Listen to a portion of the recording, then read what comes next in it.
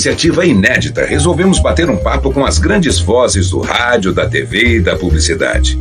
Podcast Voz Off. Algo muito especial.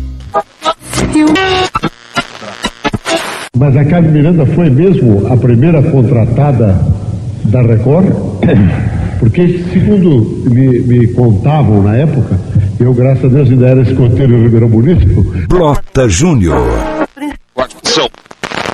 Aqui fala Big Boy apresentando o baile da pesada, o verdadeiro barato. Let's go, crazy people! Big Boy. Gerson Jair, vai que o lance é seu, dribla o arqueiro, mata no peito, olha lá, no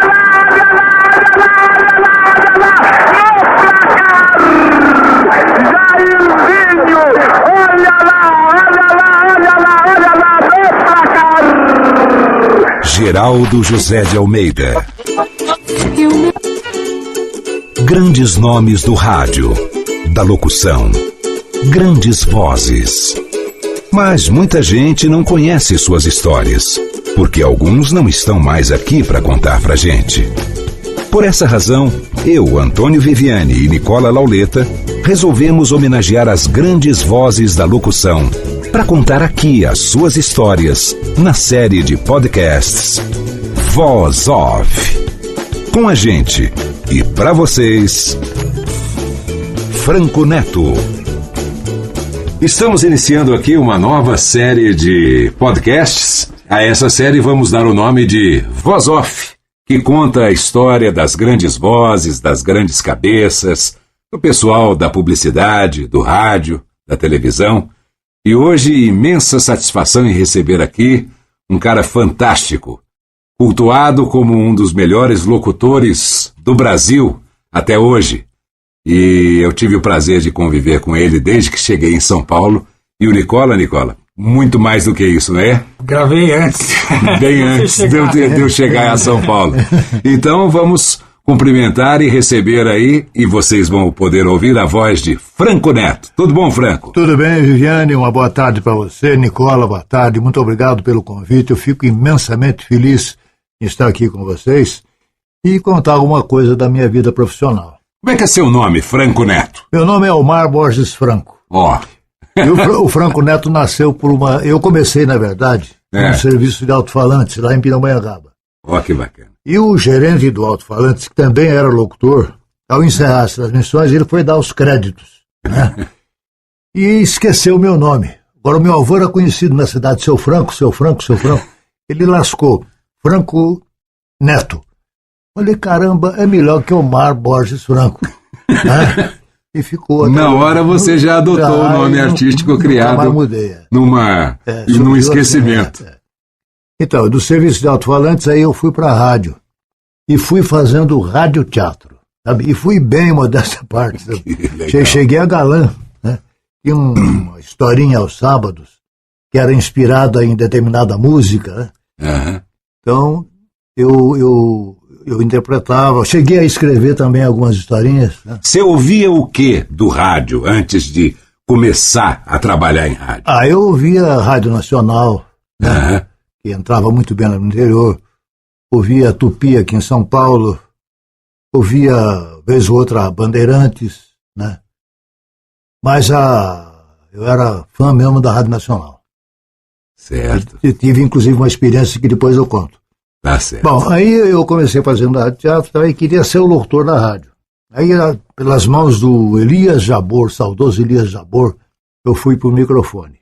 Mas, voltando pro radioteatro, um dia aconteceu o seguinte. Tinha uma cena em que o personagem dava um tiro no outro. Né? E a rádio não tinha nenhum disco com efeito de tiro. O contra-regra, que naquele tempo chamava-se contra-regra, o cara que produzia os ruídos no estúdio. Os efeitos e tal. Também não sabia como fazer. Aí eu falei, não, tudo bem. Eu fui para casa e trouxe um revólver de casa. E o estúdio tinha uma janela. Né? Uma janela que dava para a parede da igreja matriz. Né? Aí na cena do tiro, tá, eu vou te matar. Pela janela caiu acho que uma área de uns 3 metros quadrados de reboco. Despencou tudo. Aí não deu outra. Na missa das 6, o Monsenhor João José de Azevedo, finado Monsenhor João José, Padre João, excomungou na missa. Ele não era atribuição de excomungar de Papa, mas ele se achou no direito de me excomungar. E eu fiquei assim, meio que mal visto por um tempo na cidade. Fez um efeito sonoro ao vivo e de verdade. De verdade. Poxa, que legal. Você narrou um disco de efeitos sonoros. Foi o lançamento do estéreo aqui no Brasil. Foi um disco assim, produzido na época famosíssimo, porque as produtoras, todo mundo ia atrás dessa. Era um disco da Audio Fidelity. É. Ele veio narrado em inglês originalmente pelo Peter Allen. Eu fiz a narração em português. Muito então, legal. Gravei com o famoso Mocarzel, lembra do Luiz Mocarzel? Gravei com ele lá na rua Paula Souza, na Rua da Cebola. Puxa vida. Que bacana. Bom, mas aí você foi pro microfone sendo locutor, lá em Pindamonhangaba. Como é que chamava a rádio? Rádio Difusora. Rádio Difusora. Então, e aí tem uma outra passagem. Eu não sei se vocês sabem, eu fui o primeiro locutor no Brasil a noticiar a morte do Chico Alves, o rei da voz. E foi, assim, a história meio comprida. Mas isso lá ainda? Lá em Pindamonhangaba. Só que o furo ficou por conta do Heron Domingues, que era o repórter e diretor de jornalismo da Rádio Nacional. Bom, eu tinha ficado amigo, não vou contar detalhes, senão eu não vou me alongar muito. Eu tinha ficado amigo do delegado de polícia, que era o Dr. Hélio Pereira Pantalhão. Aí um dia o Dr. Hélio apareceu lá na rádio, eu estava na sacada da emissora, tem um acidente feio na Dutra, quer ver? Eu, novato, né? Cheio de querer ser repórter, ser locutor e tal. Aí fui lá para a Via Dutra com o delegado. Um delegado. Eles estavam removendo o corpo que tinha 40 centímetros, totalmente carbonizado. Esse corpo foi identificado depois, lá no necrotério de Pindamonhangaba, foi identificado pelo cunhado do Chico, que era casado com uma senhora chamada Perpétua. Uhum. Ele que disse se tratasse do Chico Alves. Bom, aí o que eu fiz? Eu fui para a rádio para dar a notícia. Aí não queriam deixar. Não, e eu insisti, acabei indo para o ar. Dei a notícia e imediatamente eu liguei para o Rio de Janeiro. Naquele tempo, para você falar de Pindamonhangaba com o Rio de Janeiro, tinha uma demora de umas 5 horas, talvez mais. Eu conversei com a telefonista, aquele telefone... Tem que falar com a operadora. Aquele telefone de manivela. Uhum.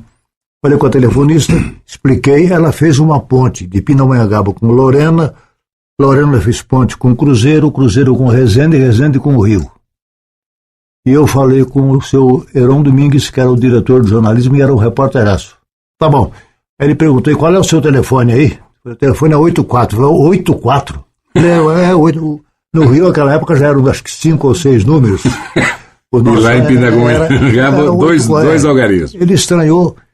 E depois de alguns minutos, acho que usando do mesmo expediente que eu... Fazendo as pontes de lá para cá. De lá para cá, ele veio para confirmar a notícia. Aí ele entrou com o repórteraço, dando a notícia, aí parou o Brasil.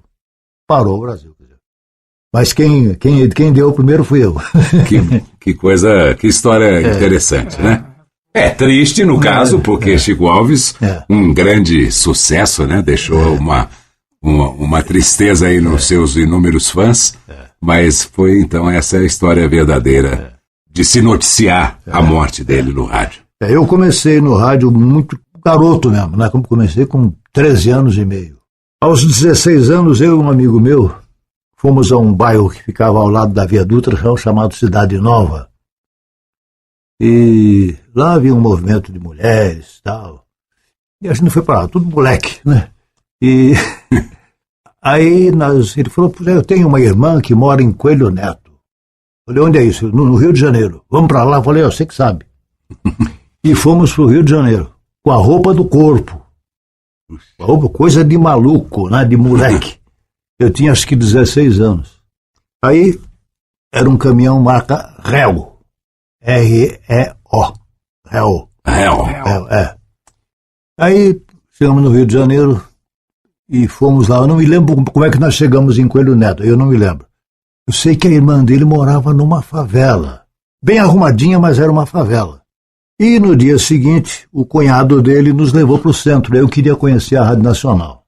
E chegando na Rádio Nacional, havia uma fila fazendo teste para locutor. E eu entrei na fila. Entrei e passei. Eu e um locutor chamado Hamilton Frazão, que foi até substituto do César Ladeira, né? Lia a crônica da cidade. E aí já comecei imediatamente, já me botaram no ar às 2h da tarde, das 2 às 6. Mas que coisa fantástica. E eu com a roupa do corpo. O colarinho já estava ficando marrom, né? E aí eu parei para pensar, falei, meu Deus, sem dinheiro, né? Sem a minha roupa. Aí veio uma lista de documentos que eu tinha que apresentar. Certidão de nascimento. Tudo. E uma autorização do pai ou responsável. Responsável para poder trabalhar. Porque eu era menor. Aí eu tinha terminado o período, naquele tempo a Nacional usava, num interprograma, ela usava 4 ou 5 locutores. Um dava o prefixo, outro dava o patrocínio da hora certa, outro chamava o estúdio de rádio teatro. E tudo ao vivo, uma dinâmica assim impressionante. E eu era um deles naquele dia.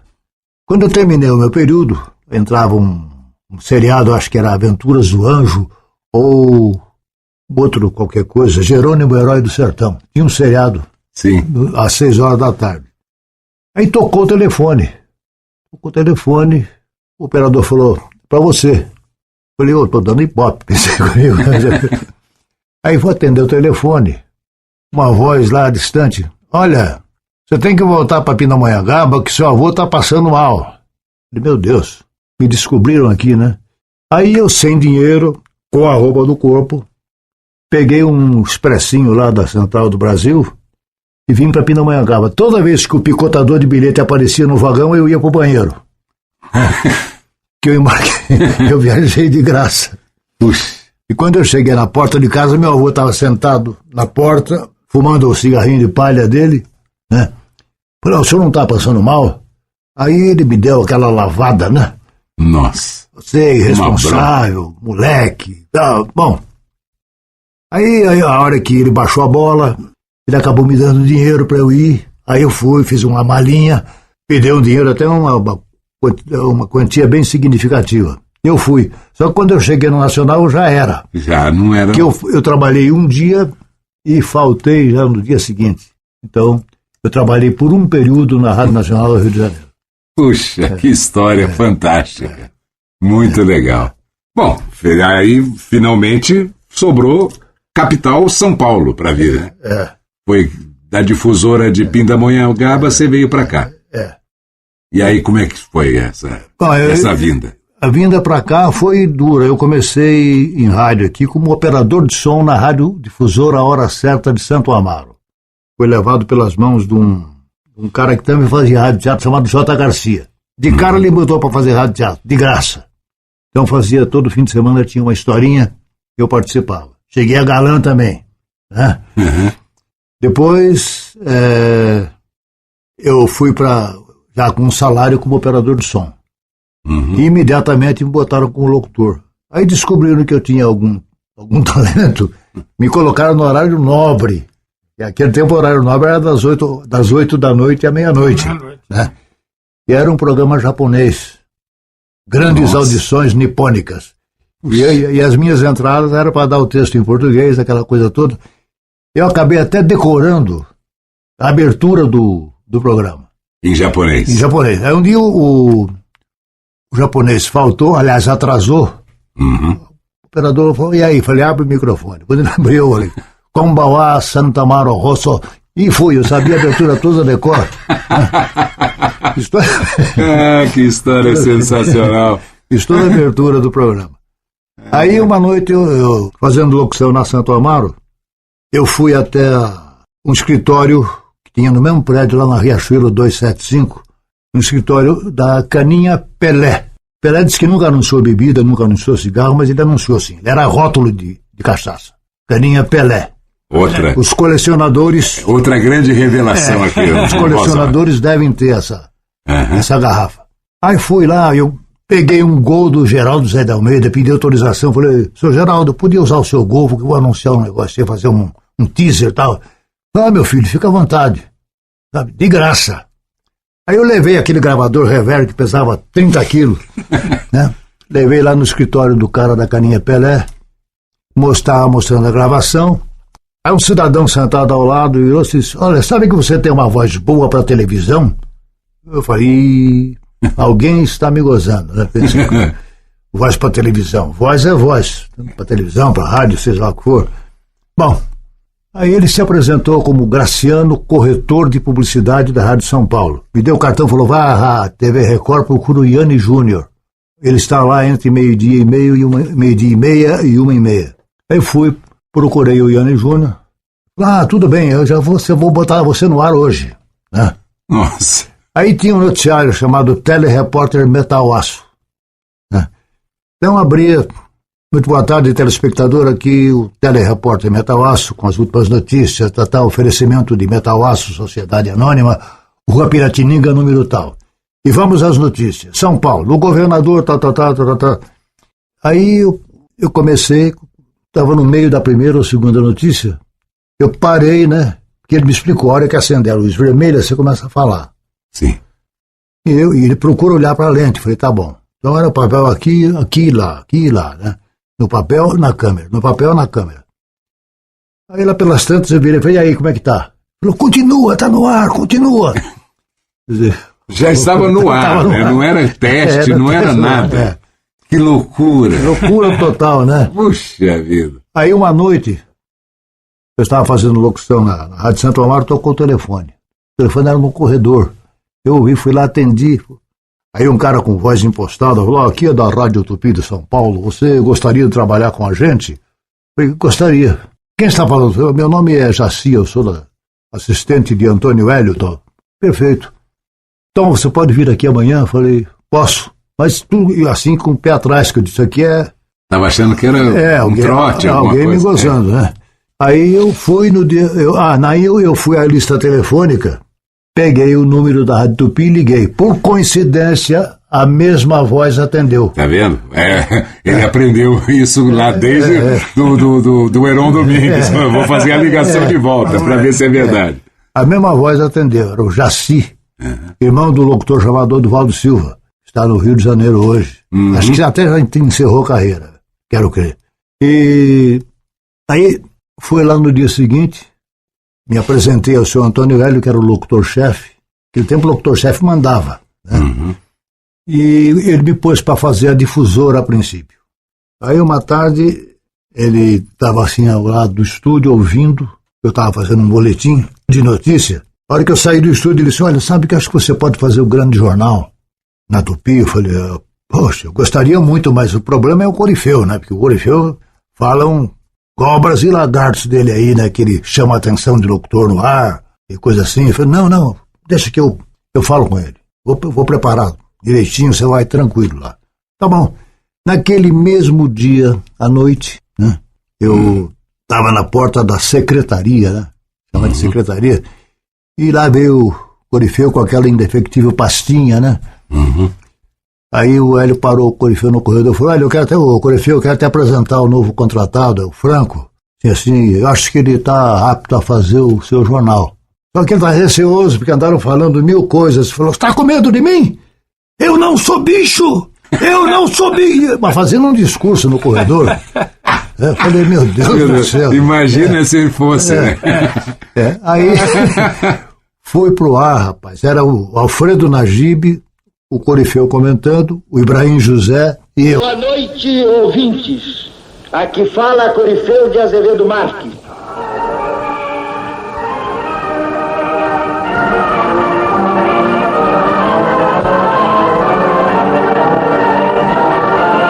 A Rádio Tupi de São Paulo apresenta o grande jornal falado Tupi. Direção de Corifeu de Azevedo Marques. Apresentação dos locutores: Alfredo Najib, Aurifebo Simões, Mota Neto e Ribeiro Filho. No controle de som, Arlindo Cociufo e Adelmo Mazetti. Sexta-feira, 3 de abril de 1942. Ano 1, número 1.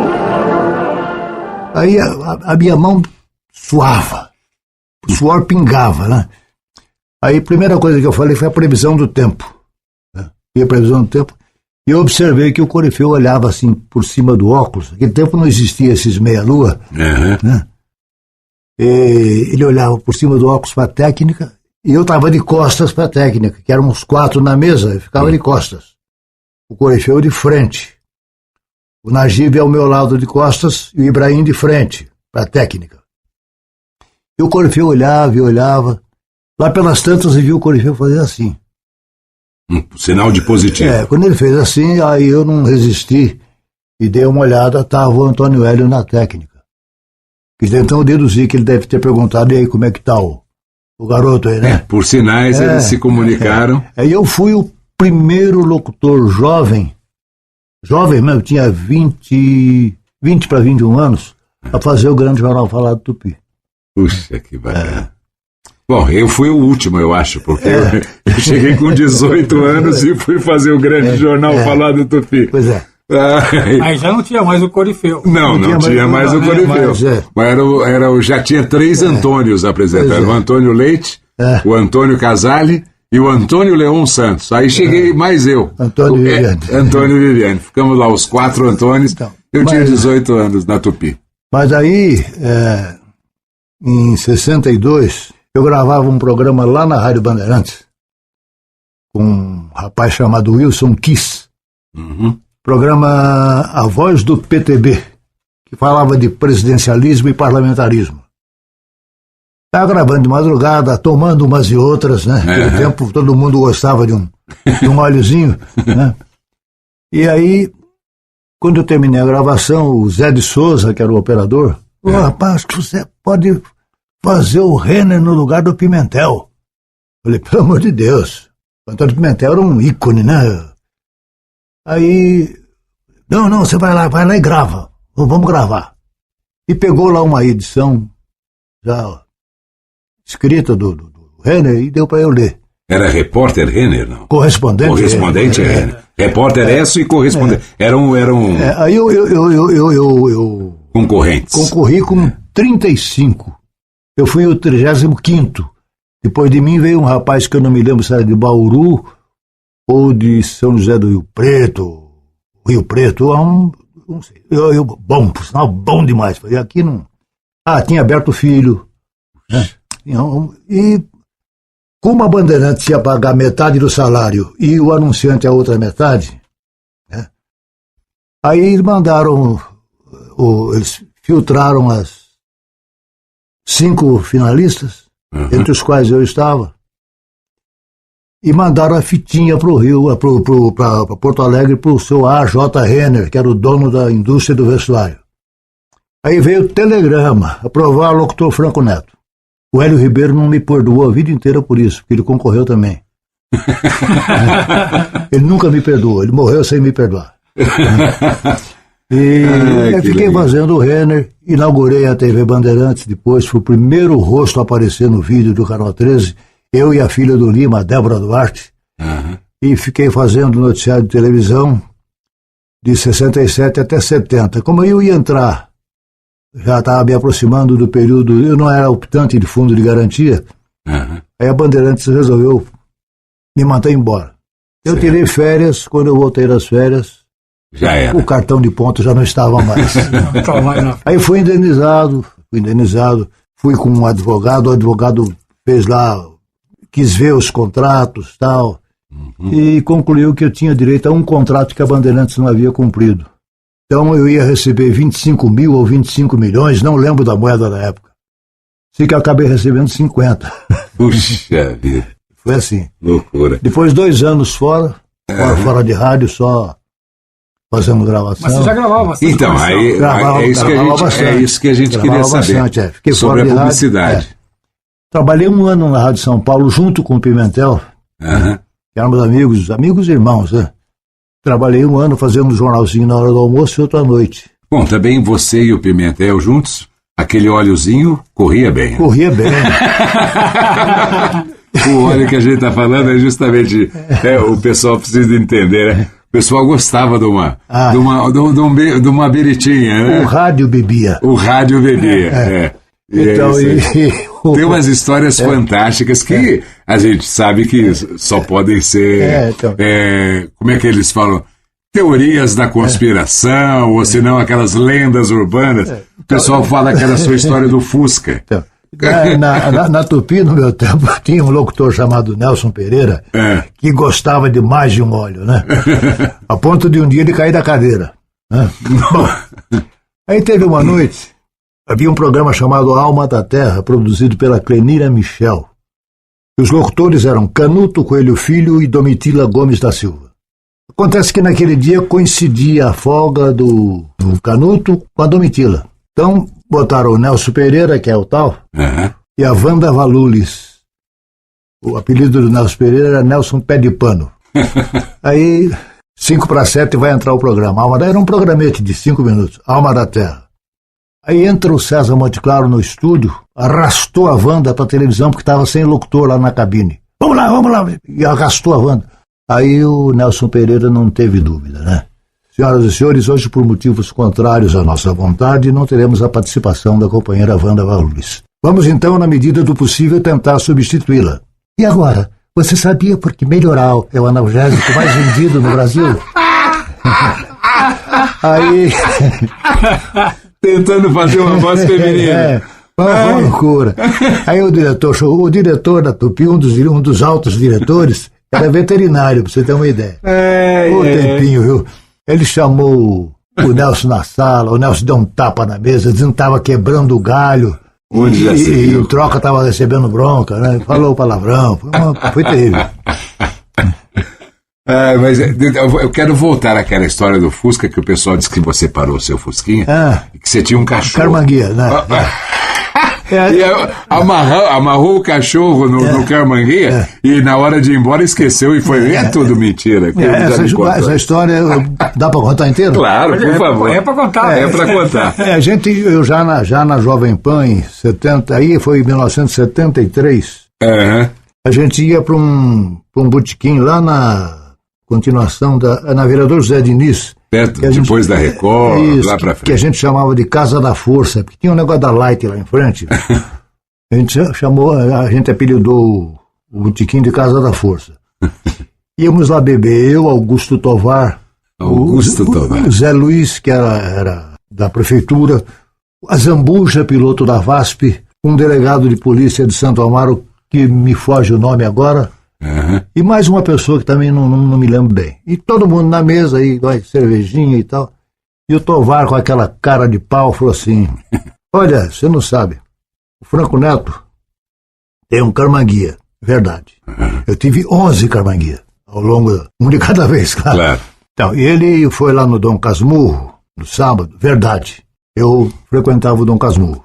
Foi no Dom Casmurro e estava lá bebendo com um amigo. Nisso entrou alguém dizendo que tinha um cachorro se debatendo dentro de um Carmanguia. Aí o Franco saiu e eu olhava para a cara dele e falei: você é cara de pau, né? Onde é que você arrumou isso, rapaz?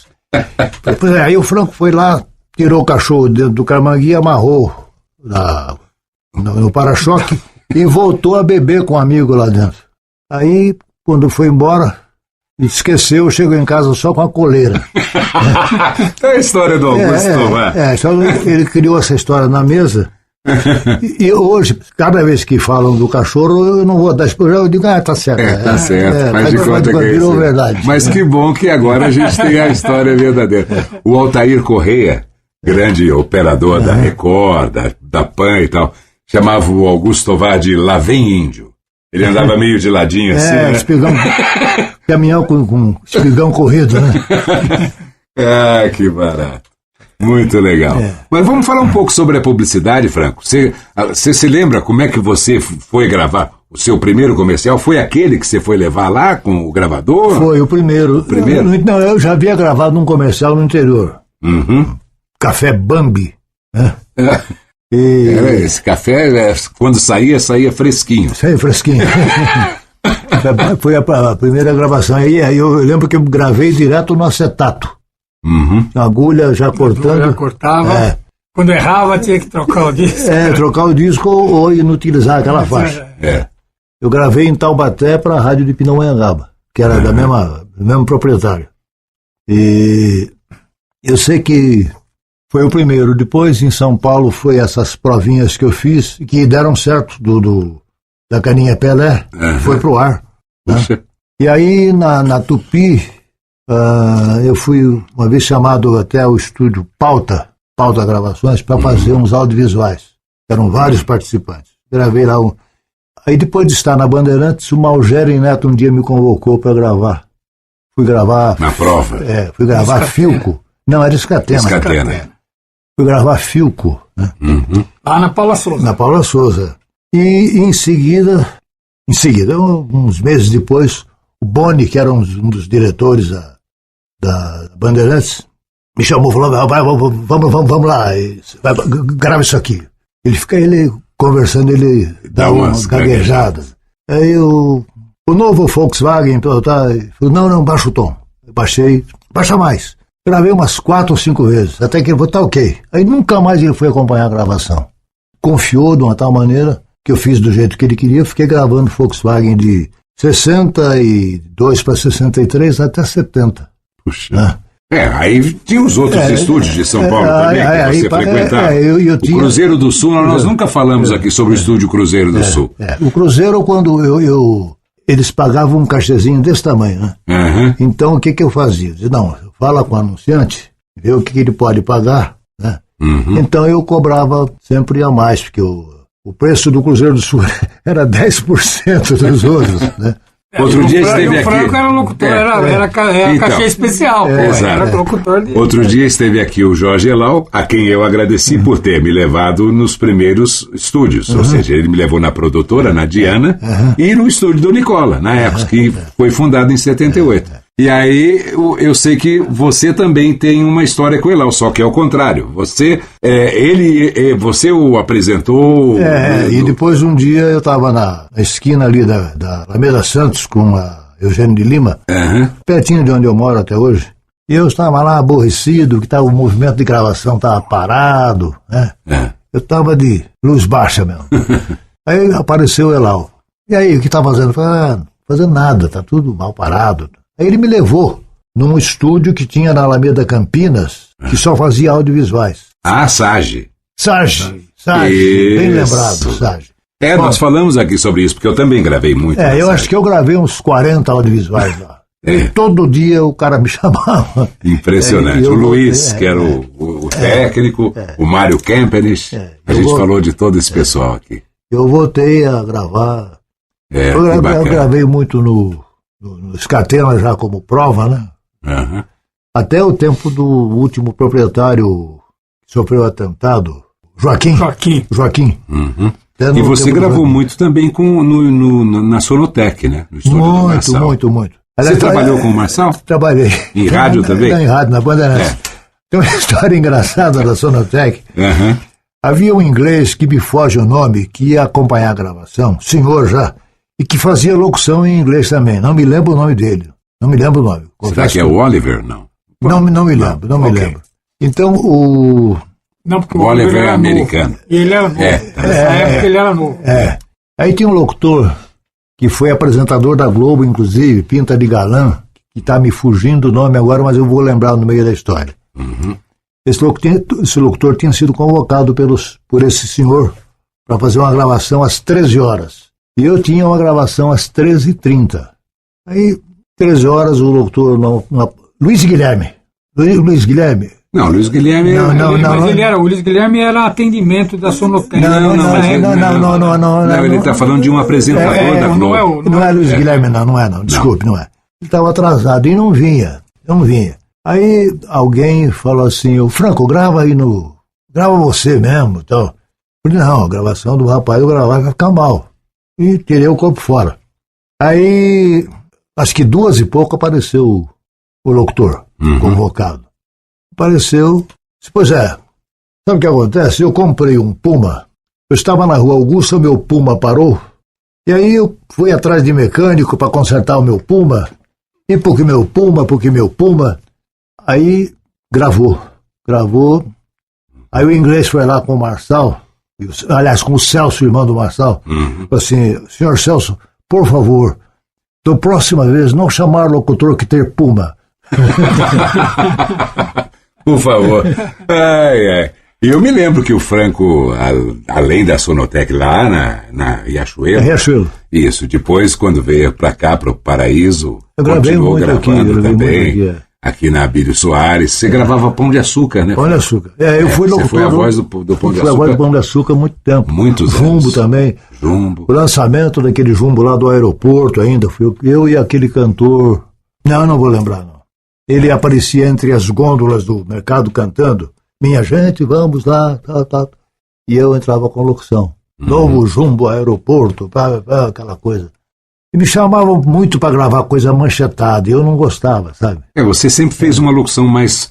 eu acho que foi a partir do momento que o Boni falou com você para fazer mais baixo, né? E você colocou a voz de forma suave, mais para baixo. Foi um dos primeiros mesmo a fazer esse tipo de locução. Quem que eram os caras da locução nessa época? Na minha época? Você? Eu, Marçal, o Antônio Pimentel, o Ronaldo Batista. Bom, da publicidade o Pimentel não fazia tanto publicidade, fazia. O Fernando Solera fazia também, né? Não, o Solera no meu tempo não. Quem mais? Tinha um locutor da Gazeta, um rapaz loiro, também não me lembro o nome, gravava bastante. Ciro. O Ciro veio César. Depois. O Ciro chegou acho que em 68 na Rádio Tupi. O Guerra. Tinha um locutor que a gente sempre ouve. Ele era carioca ou era paulista? Chamado Carlos Henrique. Carlos Henrique, ele é de Itapetininga. Conta um pouquinho da história, porque a gente ouve falar desse nome, Carlos Henrique. Ele gravando coisa manchetada era fantástico. Ele ia num tom lá em cima, sem agredir. E sem perder grave e tal. E no Rio ele era locutor das Sendas, loja Sendas. Tá. Onde ele acabou casando com a filha do dono, ou coisa que o valha. Né? Certo. Carlos Henrique. Porque eu nunca tinha achado alguém que conhecesse esse Carlos Henrique. A gente ouve nas histórias dos jingles e tudo mais, você ouve, e sempre aparece o nome dele, e eu queria saber quem era. Eu tenho um spot em casa, não me lembro o produto. Tem um spot em casa em que está o Marçal, o Carlos Henrique e eu. Puxa. Olha o jogral. A gente chamava de jogral. O Carlos Henrique... Ping-pong. O Carlos Henrique era locutor lá do Gilberto Martins, né? O Gilberto Martins foi um grande produtor, né? Agora, voltando... Eu acho que foi um dos maiores, né? Foi. Ele é um dos pioneiros do jingle, né? Você fez alguma coisa de dublagem? Fiz dublagem na Gravação, que depois virou AIC. Sim. Eu dublei 3 séries. Foi... Buzz Stop. Ih, rapaz, hoje está dando branco. Foram 3 séries. Mas séries. Aí eu depois de uns 20 dias, eu ia lá como participante, quer dizer, não era o personagem principal do filme. Sim. Eu gravava 4 ou 5 anéis e era R$3 cada um. Tinha mais os 5 que eles davam para o táxi. Então, quando te convocavam, se davam 5 mangos para você pegar o táxi. Pagavam 3 por anel. E era uma coisa, eu achava aquilo uma fábrica de louco. Que você está ali com o monitor, com a cena do filme, aquele bip, bip, a contagem regressiva, né? Você já olhou, e você olhando vai olhar para o ator, ele abre a boca, você vai junto, né? Dar 5. Aí o ator vira de costas e continua falando. E aí ele volta, quando ele volta tem que coincidir. Então um anel desse demorava, às vezes, 10 vezes para gravar, né? E a paga era muito, muito pequena, então eu caí fora. Foi quando o Boni me chamou para Volkswagen.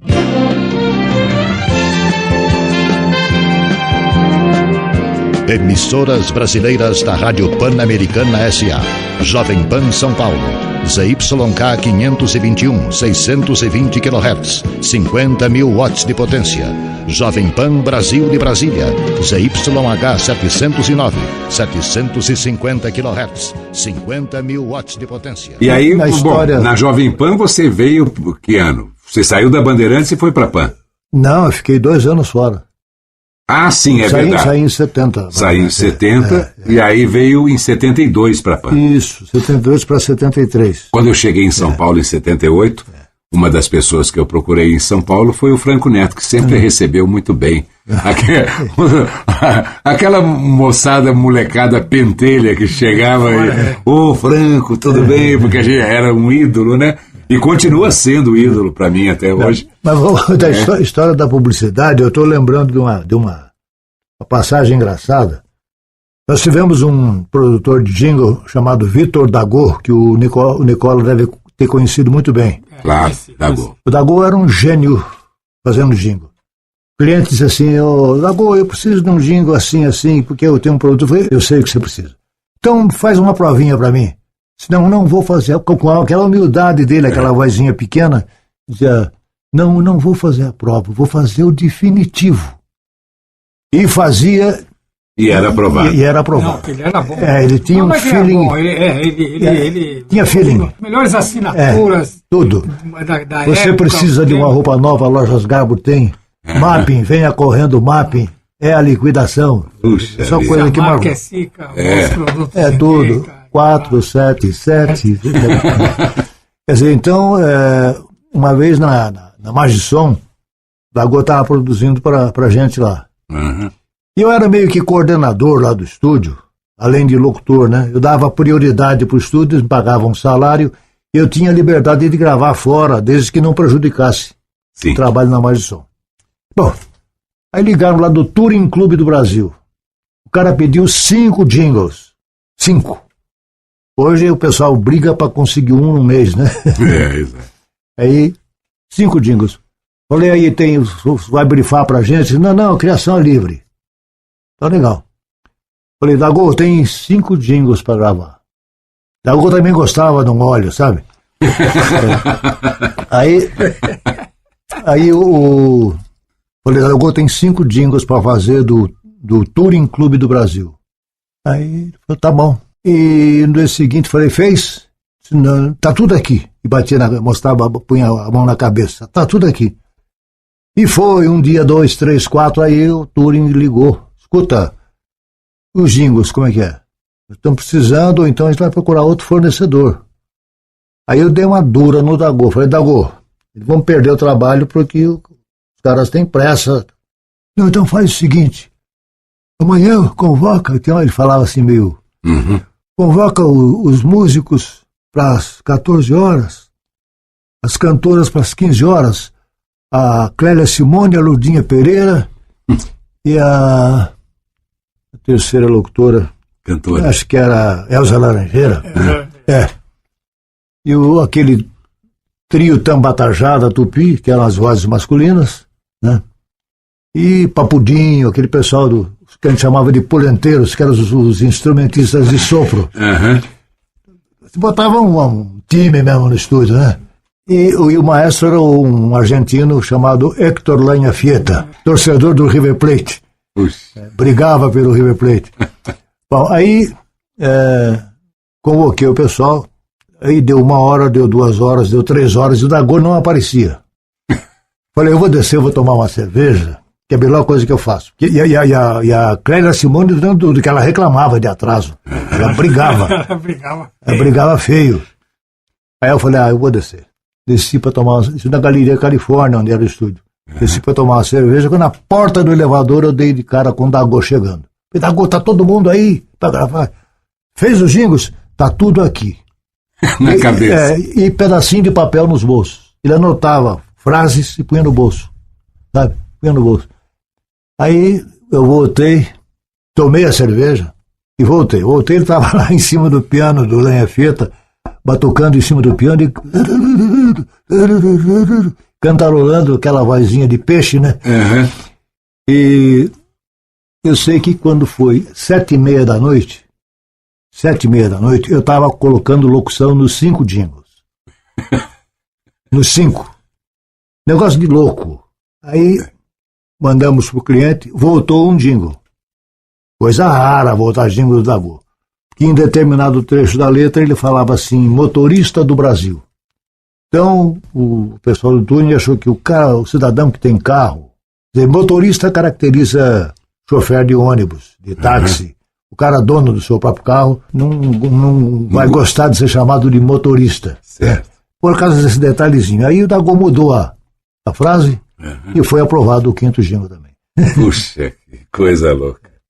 Bom, Franco Neto continua na publicidade, continua no rádio, na Jovem Pan, agora no horário noturno, né?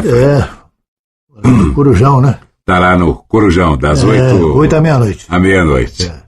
E é isso. Foi um prazer recebê-lo aqui, Franco. Você quer falar mais alguma coisa, alguma história? Quero agradecer a você. Tem uma historinha rápida dele, ainda do Nelson. Do Nelson Pé de Pano. Aquele locutor que fez a voz feminina. Tem uma historinha dele muito engraçada. De manhã, na Tupi, tinha um teatrinho infantil. E o autor era um cidadão chamado Amaral Novaes. Então eram historinhas infantis. E colocaram o Nelson Pé de Pano para narrar. Entrava um diálogo e entrava o narrador, aí subia a música, voltava o narrador, aí vinham os atores falando. Tudo ao vivo. Tudo ao vivo. E aí, lá pelas tantas, o narrador falava assim. E a carruagem, fazendo aquela voz de Aloysio de Oliveira, sabe? Voz de Walt Disney. E a carruagem era puxada por 6 elegantes veados, né? Aí ele lascou essa aqui. E a carruagem era puxada por 6 elefantes veados. Elefantes veados. Ai. Viviane, imagina, que coisa. Viviane e Nicola, muito obrigado, foi um prazer. É muito gostoso lembrar dessas histórias e contá-las. Isso. Obrigado, viu? E permeando com a sua história de sucesso fantástica no rádio, na televisão e na publicidade, né, Franco? Você é uma pessoa muito especial. Obrigado. Sempre recebeu as pessoas muito bem. É por isso que a vida lhe trata bem também. Obrigado. E você é um ícone da publicidade, né? Exatamente. De todos os tempos, né? Porque... Obrigado. Continua, né? Obrigado. Mais do que nunca. Grande abraço, pessoal que acompanhou aí esse Voz Off. Hoje, o nosso bate-papo aqui, eu, Nicola Lauleta, e nosso convidado, Franco Neto. Muito obrigado por acompanhar o nosso trabalho. Um abraço e até a próxima. Em 3 de junho de 2017, um pouquinho antes da gente lançar a série Voz Off, o grande Franco Neto nos deixou. Todas as nossas homenagens ao Franco, com quem pude conviver como um grande amigo. Descanse em paz, Franco Neto. Repita. Descanse em paz, Franco.